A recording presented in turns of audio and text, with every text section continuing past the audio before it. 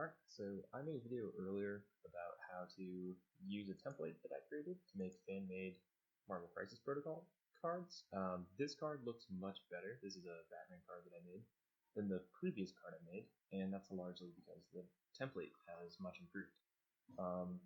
So I want to make another video on how to use this template, and I wanted to make sure that this time I went through end to end, so from the beginning to the very end, all the steps you would go through to make up a card. So again, this is a Batman card I made. It's not all the way balanced. I think, if anything, this card for a 3-threat character in Crisis Protocol is a little underpowered. I've gotten a lot of feedback on that. There are changes that I intend to make in the near future. Hopefully I'll get those up in the Facebook group and the Discord soon. But I want to go over this new tool, or at least just the changes that have been made that make it look a little bit nicer. So this is hopefully what our end product will look like. This is where we started. This card was made entirely in Inkscape. There are some steps that will go a little faster in, it'll come to me in a second here. The steps that will go faster in Photoshop, but we can do all these things in Inkscape. It's just going to cost us time. So here we go. First step that I would suggest anyone do is to just go ahead and have a sketchbook out. Come up with your character idea. So this is my sketchbook. I had this while I was watching TV. I was thinking I want to make a Gorilla Grodd character because Night Models has a great Gorilla Grodd miniature, and you actually can't play him in Batman anymore, so you can kind of find him cheap. I was able to find him for like $15. Granted, I paid like another $9 in shipping, but I'm excited to get him and put him on the table, especially because the larger scale models for Night tend to be closer to the correct scale for Crisis Protocol. So first step, come up with a rough draft of what you're looking for. The second step, for me anyways, is to get the language correct. So I have a base character, I have his stats. You can see I just wrote strike, right? I didn't put the correct language. I have a telepathic blast that I want to give him. And like a psychic shockwave. Actually, I think I want to replace telepathic blast with psychic shockwave. You can kind of see there's some stuff that I crossed out early on. Just thinking about an action, like offering an attack, overwhelming intellect, some mystic rerolls maybe. So like if he's making a mystic attack or defense roll, you can use a reaction to reroll blanks and what would that be? Like blanks and attacks or something like that. Leap would just be like leap medium. So I was thinking that I could make a move short, but he leaps medium, and that would kind of represent his being a gorilla.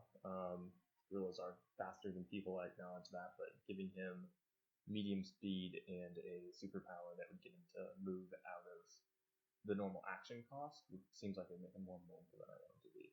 And then just a basic throw ability that's commonly found on threat boards. So probably something that throws size 3 or lower, distance medium, distance small. Look around at other things that I've thrown and figured out. And then like a mind control ability that would move an opponent small movement. Make that once per turn. So those are the general ideas. So once you have the general idea, go in and create a text document that you can either copy paste. This is actually the Batman document, so I'll save this one for myself for Batman. Yeah, sure. File, new. So now I'll start on my Gorilla Grodd. So I'm going to go straight across the top and just tell myself L6, move small, size 3, threat 4, physical 3, energy 3, mystic 4. So now is the time where I really want to make sure that I'm getting the language technically correct, because you want to do this while you can edit text easily. It's going to be a little harder once we get into Inkscape, so it's good if you kind of have your fully fleshed out idea of what the card will be before you get into the template and start moving things around. So melee strikes in this game are, they're usually range 2, so that's what ours will be. Can't think of any reason Gorilla Grodd would have more than that. Power 5, or like attack power, number of dice you roll when you attack being 5 for his energy gainer seems fine. I don't really see the need to make him, super powerful and like the Thor Hulk range. So you've got his basic strike. Oh, now I'm just in autopilot mode. So I want to do Psychic Shockwave. So this would probably be Beam. I'm pretty sure there's template attacks. Again, I'm kind of new to the game. I've only had a few games in, so this is where I'd probably want to look around. I know Vision has a beam, and Psychic Shockwave as a beam actually feels fine. For some reason, I was thinking someone else had like a template or like an area of effect attack, but it's not coming to mind right now. I'm just trying to go through the process. So I'm just going to go ahead and see what Vision's attack looks like for this Psychic Shockwave. Okay, so this is a beam template. Beam, so just your measurement tool for distance.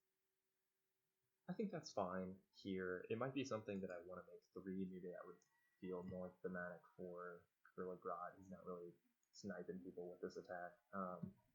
So we'll go beam 3. We'll make the power 7. This is his big attack. If I did a spreadsheet that breaks down defense, attack, overall movement, like the maximum movement of a character, power counted in, that sort of thing. So I have a rough idea of where total threat range and like, mobility and defense should be among different threat levels. This was just a spreadsheet for like the numerical values, so the intangibles of how a character actually plays on the table are always hard to quantify unless you've just had a large number of games, and I know that I'm not there yet, which is one of the reasons I always say that these are certainly works in progress for me, and I very much do want feedback. It's something that I hope to playtest. My local miniatures group is largely a Batman miniatures group, and a lot of people are really interested in Crisis Protocol. I think so. The idea that you could just change the base or just play them as they are in some friendly games, I think is appealing. I really do hope to get some games in with these and make alterations to the cards as we play, so that it just feels like a good play experience and it feels like you're playing the same game. So now let's go ahead and get, an example of how you would actually word these things. You just go to any character that had the same ability or similar ability. You want to make sure that you are mimicking the language. If you're creating new rules, make sure they're based off something that does exist. There are timing phases in this game. There are things that you have to make sure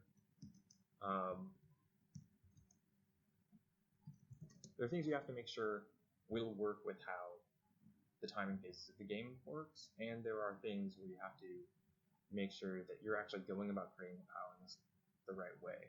So if you want to do some sort of control ability, I suggest you look at Loki. He's got a good functioning, people pay extra power for things while within, and they put that as a little on top. But don't try and create new design space, because it won't feel like you're playing Marvel Crisis Protocol. Try and stick within the bounds that are set up. I'm sure that those bounds will be expanded as we get more releases. And when that happens, then maybe you have an idea for a character that you can really represent him well. So in this case, simple energy gainer, I just copied it straight, because that's what you want. Most people have a strike and it reads exactly the same way. We're not trying to reinvent the wheel, so that's what ours should say too. So now I'm trying to think of a character that has a throw that is a threat 4 character. I don't think any of these do. No. Maybe Venom does. He's a big bulky guy. Not so much. He's got the web snare that pulls people, but we don't really want to do that. Let's see, Winter Soldier. Ultron, I doubt. Is it the row? Oh, here we go. Attack field generates using interactive terrain feature size 3 or less. 3 and throw up medium. This will only be used once per turn. Okay, so I know there's some 5 costs can like throw size 3 or less characters and things, but it looks like at the threat 4 level, maybe this is where we're limited. And you know, I'm fine with that for Grodd. I think maybe in theme he's supposed to be stronger than the average gorilla, but I actually try to err on making these characters a little underpowered. Like, so if I'm not sure where to place things, I shoot for under. And that's just because I don't want to bring something I made to the table and like, you know, if you win by any margin, then it's just like, well, we should never play with that stuff again. I don't want that experience. I'd much rather play it and have the opponent say like, oh, that was cool, but maybe you could give him one more power on his attack. Okay, cool. Yeah, I'll do that next round. So this would be an activated, and we wouldn't want to call that Kinetic Field Generator. We might want to just call that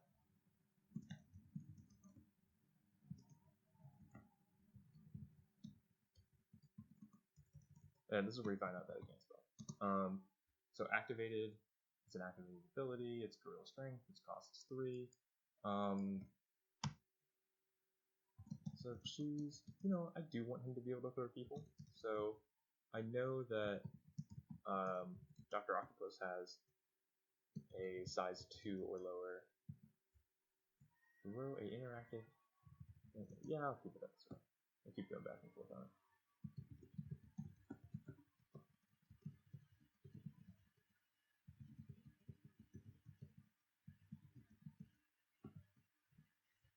You know what?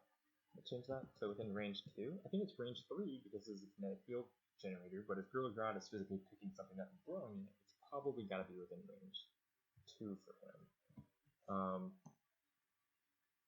So I think this is just an example of what you do. Obviously, I'd have a lot more to do because my character is going to have more abilities than this, right? He's going to have a throw, a leap, and maybe just that mind control. Maybe those are the 3 powers that I want him to have. So I would go through, flesh those out with as much of the technical language as I could get, and be fairly confident that it will read and play like Marvel Crisis Protocol. But that's all I want to do for now, since I'm just trying to show you how this would work. So next thing I'm going to do is open up Inkscape. If you don't have Inkscape, you can download it for free. It's just open source software. I think it's the correct name for this type of software, but it's an alternative vector editing software. So open up Inkscape. You'll want to then, I'm going to open from reset, but you want to open the character template. I've got it in a shared folder using Dropbox, so you can get it from there. You know what? Let's actually do, yeah. So I'm gonna go ahead and open it. I'm gonna show you something else you'll have to do before you get to that step. So in Dropbox, I'll grab that from another tab. This uses a few custom fonts that actually another group that makes custom cards. I don't know if they created the fonts or they just found them. I should say, it goes without saying, don't try and sell these things. It's not your artwork, it's not your game, don't sell it. This is for you. This is for you and for games with friends. So if I go into Crisis Protocol, this is what you'll see. There's this folder font.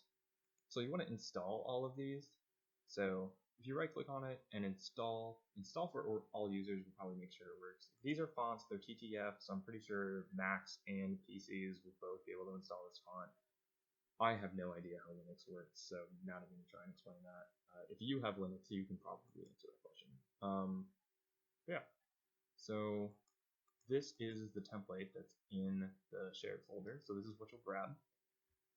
So open that after you've installed the fonts, and you'll get this. So this is where we can start editing things. And I just realized I said I was going to go from beginning to end in Inkscape and show you how to do this. So what's really important is that you have artwork for these cards. I mean, that's part of what makes them look, you know, like something that's interesting. So let's show how you would get artwork with a transparent background. So I searched extensively for Gorilla Grodd artwork that I liked a lot. And I found this. If you see here, I named it so that it had both artists. I'm pretty sure this Gorilla Grodd artwork is from a comic where both of these artists were involved. So I kind of put that both of them were in there. I put the artist in the file name just so that I would remember that when I go to credit the artist later. So yeah, we have our Gorilla Grodd artwork. I'm not going to bother resizing that. Now what we need to do is clip all of this out so that we can see it as we want it to be on our card. So how we're going to do that is, so first off, notice I've deselected my image. We are going to click this button over here, which draws curves. Okay, so, well, it draws vectors. So I'm going to zoom in a little more. I'm going to flip this out because I don't really want this rope. It'll look weird with our card. I don't know if you have to go this detailed or not. You don't, but I'm going to, so there's that. So what you want to do is just trace what you're doing. Now there are ways to make curved lines in Inkscape or curved vectors. It's possible that would save you time. I tend to just zoom in to the point where it doesn't really matter that I'm doing a series of straight line segments, right? It doesn't matter because I'm turning them so many times. What you really see is the inked line by the artist, and the fact that this is, not technically the correct line. It's straight, doesn't really matter. Earlier I mentioned if you had Photoshop, you could really speed up the process of making your own card. This is what I was referring to, this process right here. I do know that you can actually find PNG clip art of a lot of DC and Marvel characters online, so that would essentially mean that it was already clipped for you. I've seen a few of those websites that have that, and they do pick good artwork to use, don't get me wrong, but you're making your own card, you're putting the time into the rules. For me, I want to find the artwork that catches my eye, and I want to use that because I'm going to put this on the table. You're going to pay a few bucks to get it printed out at a print service on like gloss photo or gloss card stock if you want to really look good. Good. This is a mistake that I did, but I'm glad it happened because it lets me show you what to do when this occurs. So I stopped making my vector, which is going to cause issues because if you make multiple lines using your vector editor and then you try and clip later on, it's going to cause issues. So what I'm going to do is start a new line really close. I don't want to do that.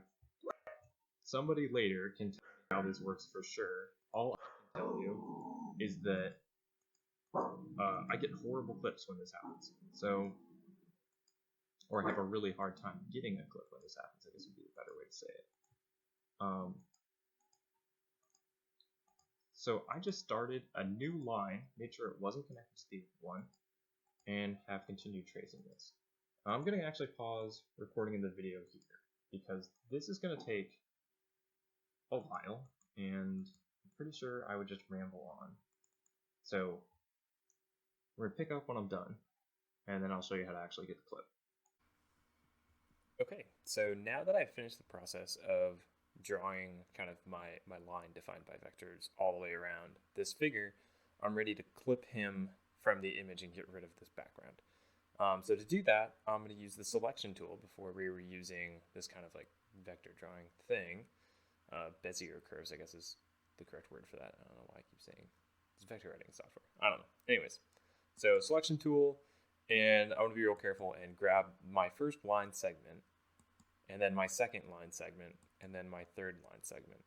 Now, it would be really advantageous of you to just do it all correctly the first time, but obviously that won't always happen. So I'm going to zoom in, and you can kind of see where these two lines fail to connect. So now what I'm going to do is select this, vertex, and this vertex, and I hold shift. I forgot to say that earlier. When you're selecting all 3 lines, hold shift. That'll grab all of them. So once I've selected the 2 endpoints that I want to connect, you can kind of see this button right here joins 2 end nodes with a new segment. Okay, so now they are joined. And you can see it's no longer drawing that dotted line around 2 separate lines. It's the same one. So from here, I'm going to go ahead and zoom out. Let's see. So there we go. That's not connected. So I want to, again, select, hold shift, select the other one. I'm going to use the same tool, taking 2 unconnected and connecting them. So now we're almost there. Now we're almost to where we want to be. So we're going to zoom in. Try and keep a mental note of where these things started and ended. It'll help you as you move forward. I know that I made it to here. The only reason that these weren't connected in the first place is, sometimes you might accidentally double click when it's an accident, you didn't mean to, but it'll create a new line, and you just want to go make sure it's all one connected line. I think I forgot to hold shift there. Yeah, I was holding control. Okay, so there we go. Shift, make that a line. Now we have what we need. We should have what we need. So I hold control, I zoom back out. I should have a line overlapping the artwork I want, and we can clip everything else out. So if you saw, after we connected all our line segments, I unselected things. Now I'm going to draw this box using the selection tool, and I have both the original image and the line that we drew. So once you do that, you can do object, clip, set. All right, now we have this. Okay, this is our image with no background. From here, we want to export this. So file, export PNG. Name the image. So this is Grod. I did all that work finding the illustrators earlier, and now I forget. I know I put in the file name, so I'm just going to go ahead and go to my downloads. Okay, it is Brett Booth and Ron Friends.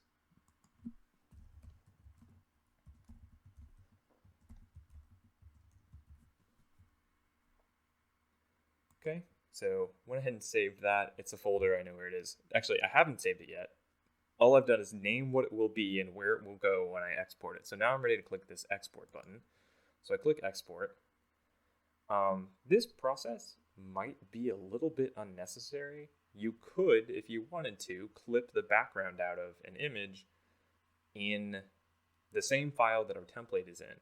The only reason I don't want to do that is there's so many other layers in there that I don't want to spend time possibly messing that up when I don't have to. So if I can do that in a separate file, I will, because I think that's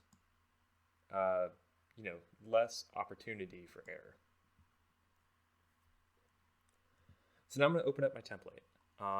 There's actually a change I want to make to the template as a whole right now before I import that, and that is to take these images and I'm going to transform them. I'm going to show you where that button is in a second here. It's right here for me, but it might be somewhere else for you. I'll show you how to get it either way. So I'm going to bring these guys down by, we're going to make them 80% of what they currently are. As I look at the original and mine, I notice that my special symbols are larger than they are in actual documents. So to make the readability a little more similar across the board, I'm going to go ahead and do that. So I'm going to save this file. So just, I try to make little tweaks to my template to make it a little closer to the cards we're trying to fit in with. So that's just little tweaks here and there. Now I'm going to import. Well, actually, let's do something else first. So here's the layers. Earlier I said there's a lot of layers. Here are your layer folders. So let's go into that character layer. We're going to unlock it. Let's just lock everything else. I kind of usually do that just to be safe. Make sure I don't mess with anything. So here we go. So we're going to import that artwork. Nope, this is the wrong one. So I need to go where I exported that. So users, now find that grad, there we go. Open it up. Okay. Oh, there it is. Just took a second. Okay, obviously this is too large. So here's how you can shrink that down. So you're gonna go object, transform. It should bring up a sidebar like I have here. Okay, it's got 80% from that last time. I'm actually gonna go 95, just because I can kind of like spam this apply button, making very small changes until it is the size that I want it to be. One thing I would suggest that you do when you're kind of like planning this stuff out is to use your layers and just go ahead and hide both background layers. The edge of the document is not exactly the same as the edge of the background layer. So say you match it to the edge of the background layer, you might unintentionally cut part of the artwork. So I've got him placed about where I want him. I might move him down a little bit. I can play with this later whenever I want to. But for now, we're good. That's about the scaling that I want it to be. So I'm going to lock that character layer so that I don't accidentally click through and move him later. And now we can go ahead and open your document. Now, again, this is still incomplete. Highly suggest you complete this document, get the language to be as exact as you can before you open up and start editing. Just because you don't want to be editing this text here. You don't want to be doing small tweaks to your rules while you're in this, because again, text editing in here is not great. So now I'm going to go ahead and first things first, let's get his name right. So we're going to rename him, all caps here, Gorilla Grodd. I hope that I spelled gorilla right. Maybe I didn't. And his real name, I think is just Grodd. I don't know. You know what? Let's let other comic nerds ensure that this is correct.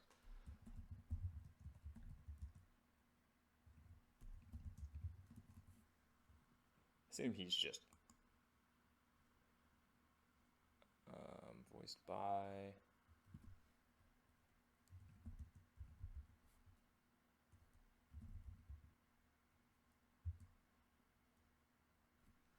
Okay, notable aliases when in human forms. I think I'm going to name Gorilla Grodd with the name of Grodd. That seems fine.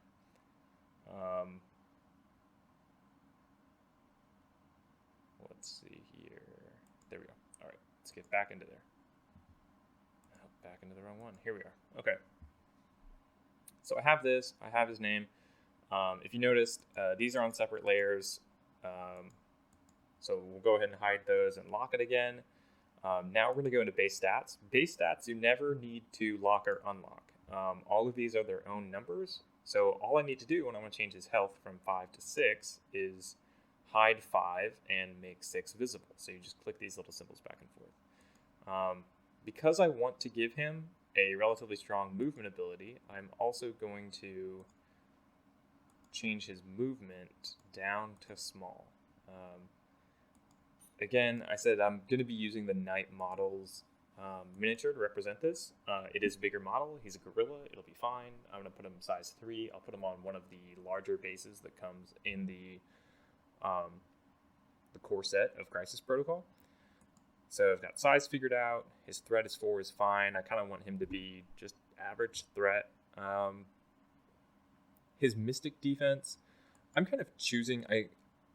I could see talking about essentially, telepathic force as being a energy attack. I'm choosing to represent it as Mystic. It's like psychic powers, whatever. So there we go. He's 3/3/4. His base attack, though. Okay, so let me just double check this. Yep. Okay, looks like we're good for base stats. So I'm gonna close that. Open up our attacks. I'm going to unlock our attacks folder, and I'm going to make physical attack visible and hide Mystic, because his first attack is still a physical attack. This is just a gorilla punching somebody. So now we're going to unlock that. I'm going to unlock these two. I'm going to leave this physical symbol and the text background locked because I don't want to accidentally click through my text there. So first thing is I do have a little text reminding people off to the side about this, but it is kind of funky. So I couldn't really tell you why, but this is this in-house condensed, again, I think a different community who's making custom cards found or created this text, but it is only capitals. So this first letter is font size 13 and these following ones are font size 11. They were when I initially made the template. At some point that information got lost and it doesn't appear up here. So what you're going to need to do is go in front of the first letter you want to be capitalized. So I'm going to go in front of the A and hit S. Conveniently, the T is the letter that I want it to be. So I'm going to go in front of the T and fill out the rest of strike. So now I can just get rid of all of this and I have strike how I want it to appear. This is not a perfect system. That's not great. This text, however, is less wonky to edit because it's native to Inkscape. It's a Gill Sans MT condensed, not the exact font type that's used on the real cards. It is very close, and it's good enough for me. I give 2 spaces. I could have fixed that by just moving the text right. I always use 2 spaces. I think it leaves space for the bullet point, looks about right. So this is where that text file, where ideally I would have all of the technically accurate text already written, comes in handy. So now I can just write as I go. So after, see, now I'm writing in the wrong file. So let's see here.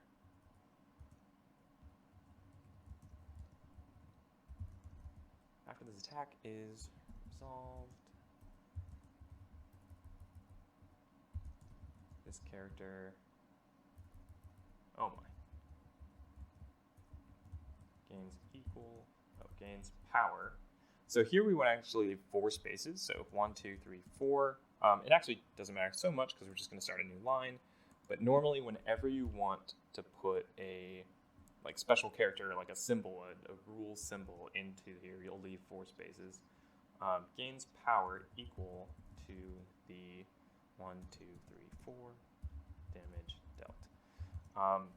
So yeah, this is a direct quote of a normal game rule, and you want to do that where you can.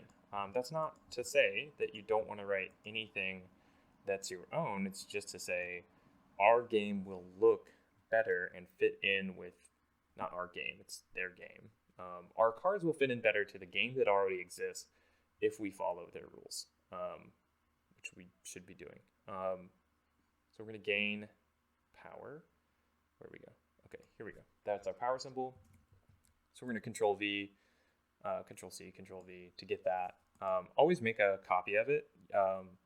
Otherwise, you'll run out of symbols as you're creating this stuff. So you're going to gain power equal to the damage dealt. If you see these are, they're kind of logically spaced. So these are the same symbols that appear up here for the most part. These are your physical energy. These are all of your distances of movement. These are your different types of superpower, and these are your different types of dice roll.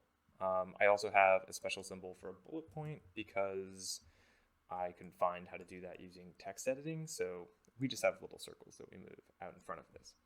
So if all I wanted was a basic strike with no critical effect, I'd be done now. So at this point, I can just go ahead and unlock this physical symbol and this text background. Now everything for physical attack is unlocked. I can actually take this background, move it up so that the spacing is about right. And now, since everything else on my page is locked, I can grab this stuff and I can move it up or down. So if I wanted this to be the second ability, I would go up here to this X and Y axis indicator. And I'm actually just going to hold the down arrow and move it down or move it up. I would suggest that you do that. You can, obviously, once it's all selected, you can just drag it using the selection tool. The downside to that is, unless you've got a perfectly steady hand, you might end up moving it left and right and then it won't be aligned anymore. So this is kind of the safest way to do that editing. Now, the next attack that I'm going to give Gorilla Grodd, I know I want that to be a Mystic attack. So for that attack, I would lock this physical layer and then make this visible. But I'm not going to do that yet. What I'm going to do is show you what you would do if you wanted to give your character a second physical attack. And that would be to just highlight, I just selected this, I didn't need to at all. Highlight the actual folder for physical attack and duplicate that current layer. So when you duplicate that whole layer, you'll get all of the same subfolders that you had before. And now when I lock this and select to this and do that same thing we were talking about a second ago, you'll be able to see that now I have 2 strikes. So if you want to make a strike and then you want to make like a physical shooting attack, where, the damage is physical because it's bullets or an arrow or whatever, that's how you would do that. Again, in our case, that's not what we're doing because Gorilla Grodd's second attack will be Mystic. So we're going to unlock this, or we're going to make it visible, then we're going to unlock Mystic. Make sure that everything is unlocked in Mystic. There we go. All the lines of text are unlocked. All of this is unlocked. Now I want to go back and lock this physical attack. Okay, so now the only thing that's unlocked is the Mystic. Oh, if you can see, so at some point, since I don't lock these symbols, because the symbol layer is the one thing that I kind of just rearrange all the time, because it's not too hard to do, and I don't really bother getting the spacing exact on them. So we're going to keep moving these symbols around. It'll be a little frustrating, but we can deal. So now I have a Mystic attack. I locked my physical layer, unlocked my Mystic layer, grabbed everything, and again, just use the up and down arrow on the Y to move things. Not that you can't do it another way. That's just the way that, for me, I think keeps everything, right to left organized and kind of lets me fine tune it to be the distance that I need. So that's how you would kind of organize your attacks. These are just numbers. So I know earlier we had kind of like unlocking the number to reveal like we were making these numbers visible and invisible to change them.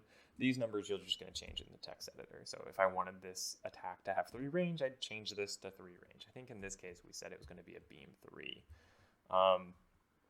You will have to change, if you want to use beam, the 2 letters are a little too wide. So what I actually do is go to the selection tool, select my text, and I just shrink it horizontally. So I just skew it.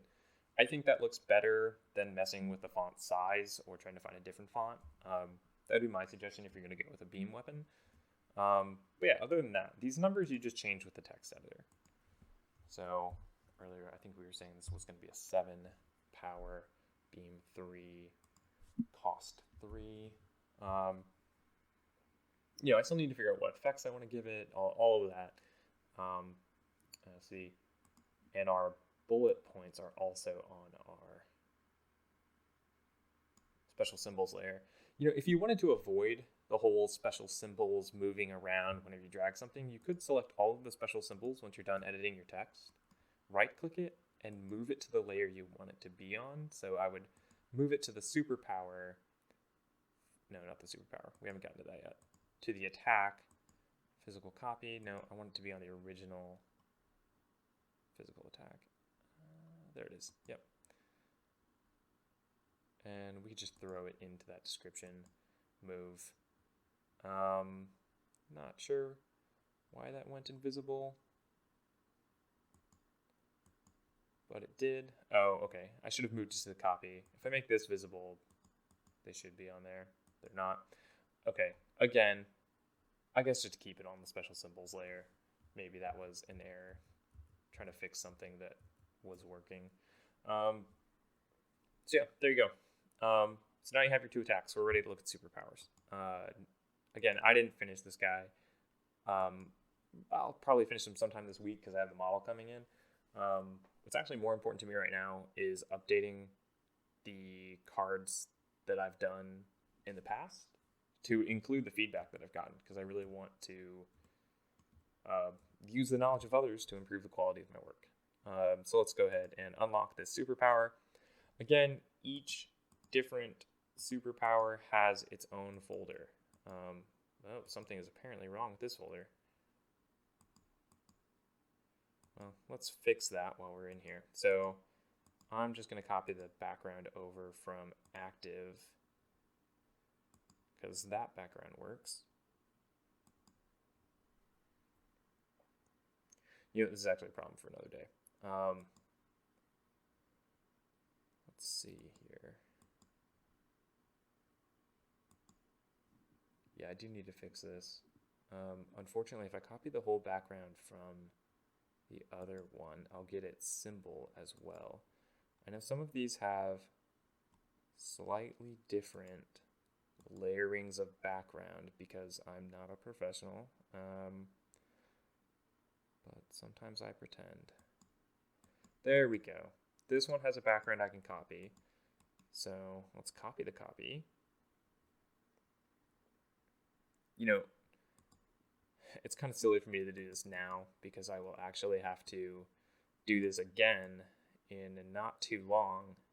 Because if I change it now, I will be changing the template that you guys... I won't be changing the template you guys use because I don't want to save this. I've done too many things to it. I need to save this as Grod. So I'm going to save this as Grod. This is not for sharesies. This is works in progress only for me. So I'm going to save it there. So I'll need to also change that background copy of coffee in the base file that I share. But now that works for the most part. Does it not work for the most part? Oh, I'm not looking at leadership right now. There we go. So now when I look at leadership, everything is right. I've got the leadership symbol and the text background. That's what I want. So in here, you'll follow all the same rules you used before, right? If you wanted to make a leadership, which I'll use just because I'm in there for now, a leadership ability, you would just go in here and name it. It's worth noting that the trick that I was talking about earlier for editing text is a little incomplete. So say I want to give Rod a leadership ability. Sure, just on the fly, we're going to say that his leadership is actually mind control. So delete out the text I don't want. So now that I need a second word, there's actually no way for me to get this capital letter again. So I have to just copy this and paste it.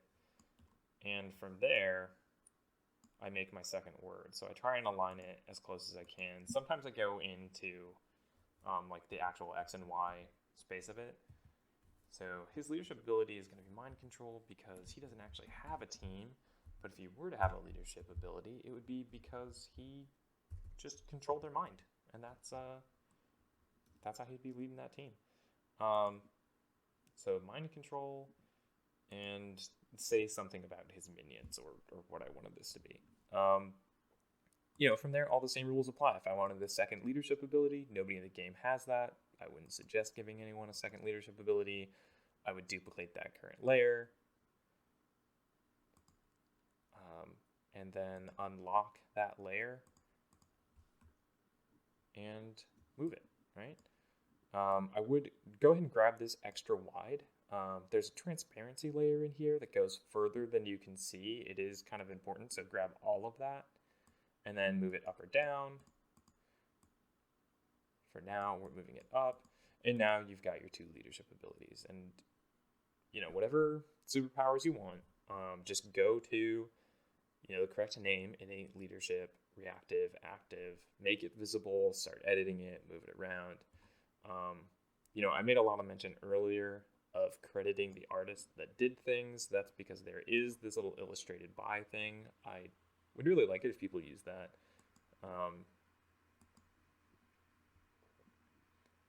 So let's see here.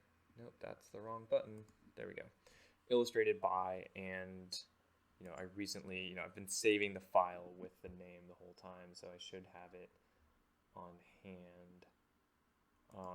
So the comic book that this came from, or that I'm fairly sure this came from, had two listed illustrators, so I'm just going to put both of them,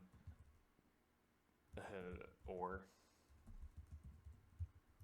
maybe an and or just to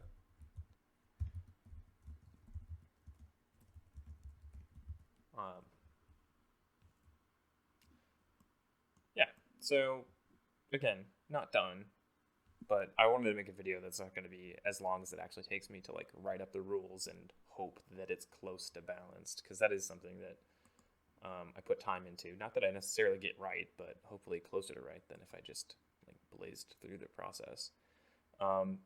Again, you'll change what you're exporting it as. Rod not done is what I'm going to call this.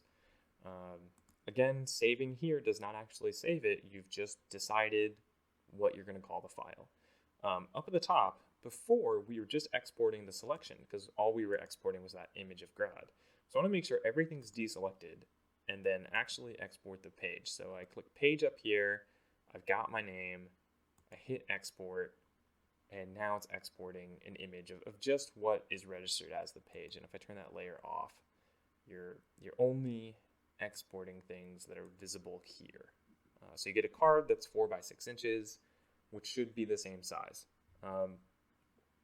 Once you have that, you can go ahead and, now we have something that we can actually share with people and say like, hey guys, what do you think? Is it balanced? Am I terrible at this? And they can say it's terrible, and you can make a bunch of changes. I don't actually think that everyone is saying my stuff is terrible. I don't. It's fine. I have limited play experience with the game, which is why I suggest that people help me out.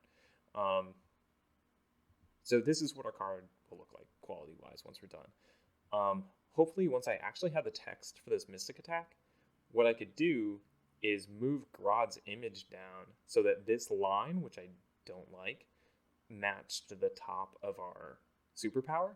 And if we did that, it would look like we had full artwork, which would be cool. So, always little touches you can make like that to your own cards and try and make stuff look right. You'll find that characters that aren't Superman or Wonder Woman or Batman, who have been on the covers of hundreds of things, you may actually have a hard time finding full artwork that's unobscured by other characters or objects. Can just be difficult to do. But there we go. So that's our image. Now the last step, and this is a step that I've only done on a previous file that didn't work. So I'm going to try and show that now on the file I believe will work. I will update the text of this video, or the description of the video. I don't know. I don't YouTube. I'll update that if it turns out that this file doesn't work, but I think it does. So the next step would be to print these out. And I hope you do. I hope you print these out. I hope you bring them to a game. I hope you play it and that it feels like it could be played without it being too powerful or not powerful enough. I hope you have fun games with this fan-created content. In order to do that, you're going to have to print it. So here's how you would print it. Let me go into my Dropbox so I can show you exactly where this would be. So Crisis Protocol for printing is what we want to do. So if you see this, it says Scribus card templates.sla. You're going to need Scribus to edit these documents. Scribus, again, free program that you can use to create PDFs. You can use it for a lot more than that. That's just what we're doing. This is like the lightest application of this program you could have, but I don't want to make people pay for Adobe. So here it is. So Scribus template, and we're going to right click on that, open. Well, I think I can just click open because it should know to, open it with Scribus. I'll put a link to Scribus so that you can download it and create your own PDFs. Of course this happened. So I did have instructions for what to place where, but since it's in a video, we'll just call it good. So watch this and you know what to do. So just go ahead from there and open up the images that you want. So in our case, we're going to go to Crisis Protocol. Nothing is done. It's all in draft. Maybe it's in work in progress. There we go. So what you're going to do from here, and you'll see that some of them are already rotated. Here we go. Yeah, these are already rotated. I accidentally rotated these here in this folder, which I'm going to leave that way because it makes it easier to print them. You can rotate the image yourself. It's easy enough to do. You can actually just right click on it, and rotate right or left. So it doesn't actually matter whether you rotate right or left. It's just important that on the healthy side, it's rotated in one direction, and in the injured side, it's rotated in the other. So on the healthy side, we have the first page, and on the injured side, we have, or on the second page, that's where we put the injured side. So when you print these double-sided, or when you go to a print shop to print them double-sided, double-sided matching long edge is what we want to do. These images are both the same height on the page, so that should be fine, and I really hope they are centered. So if they're centered and the right height, we should have these matched up so that when you cut this image out, it'll be just like a normal Crisis Protocol card, and you'll have a front side and a back side. If you go to FedEx and print these, it shouldn't be too pricey. You'll get 2 cards for like $3 or $4. It's nice that we don't actually need to print out that many cards for this game. Looking at the cards and having felt the cardstock at FedEx, I would suggest going for just their like standard glossy cardstock. I think that'll turn out really well for you. Let's get back to our folder so that we can get Lex damaged. No, there's Lex healthy. Honestly, the next thing that I do when I'm like working on this stuff won't be finishing Grodd. It'll be updating the changes that people have told me would help these characters feel more balanced. This Lex Luthor artwork, I could not figure out who illustrated this. If you happen to know, please let me know, and I'll put it there. So now I have this. It looks like I want it to do, again, top image, bottom image. Make sure you've rotated one 90 degrees to the right and the other 90 degrees to the left. Again, if you end up doing it the other direction, it's fine, so long as they're not facing the same direction. That is how we would mess it up. So now I can do something really similar to what we did in Inkscape, and I'm going to go to File, Export, Save as PDF. The way that I made this, yeah, this is fine. Okay, so this is the same too. Like, you can change this to make it named something else. So I'm gonna save this in work in progress only for me, because I don't think these guys should be printed out. There's like a few small changes I'd like to make first. So Scribus card template, I'm gonna call this test. Okay. Save. So when you hit save this time, it will do the exporting. The exporting takes some time. I don't understand why what is essentially an image file is computation heavy, but it seems to be. So let's see here. Tutorial, that's where I'm recording this video. So where are we at? Here we go. Only for me. Now we can click on this test, look at that PDF. If I set it up right, and I think / hope that I did, when you go to the print shop and print this, it should come out right. The additional thing I need to say is when you go to them to print, make sure to tell them to print actual size. If you just hit print on like the self-service printer, this is true at FedEx. I don't know if it's true everywhere else. If you hit print, it will put a margin into this document, which will end up shrinking this down, and it may even make it incorrect front and back side. Like, it might shift the spacing if it, maybe, who knows, I don't know. But if you want it to actually be 4 by 6 inches, go up to the desk, hand them your flash drive, tell them how you want it, and make sure that they print actual size or print without margins. Otherwise it'll be a little off. And the image will look bad because it won't compress perfectly. And if you put the time into this, then you don't want that. You want it to be as nice as it could be. So there you go. That's from end to end. That's from the beginning. A few suggestions on how you write up a card, followed by, what it looks like to edit in the software, how to clip artwork out from an image, and how to export it to a PDF so that you can actually print the thing. The last thing I want to show is just like, here are some miniatures that I have. So this is the new Ra's al Ghul from Night Miniatures, for Night Models. It is almost the same sizing. It's like a 30 millimeter scale versus a 40 millimeter scale. But Night Models has started doing all of their leaders on these like scenic bases. This is only like a third of Raz's scenic base. And I think they want him to kind of like match the scenic base. They like wanted him to look epic, and I think he's like, if you were to like measure him very accurately and break it down, I'm sure he would be close to 7 feet tall in their miniatures game. I don't think it's just the basing. I think he actually is larger.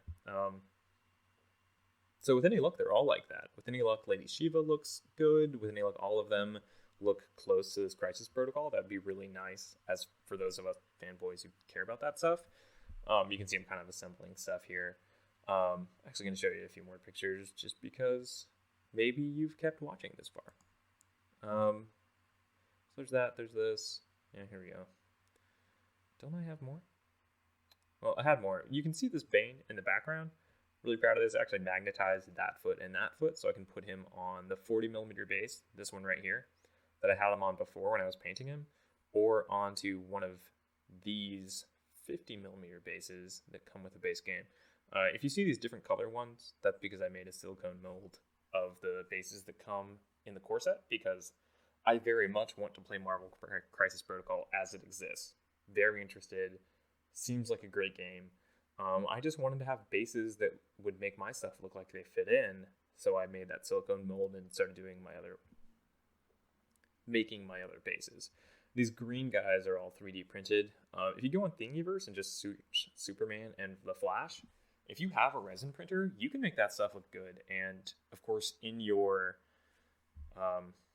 whatever your slicer is, I use Chitterbox, you can make them the exact size that you want. So I made him like 44mm tall. I think I'm gonna make him a little taller. Something about his pose. He's really stretched out. He actually kind of looks small, even at 44mm of height. The Flash is gonna look small no matter what, because he's in this like sprinting forward position, and that just means that his head is not that far off the ground. So I think no matter what size you make him, he's still gonna look small in Marvel Crisis Protocol, but it's a good looking figure. This is kind of my passion project right now. I'm going to be into this.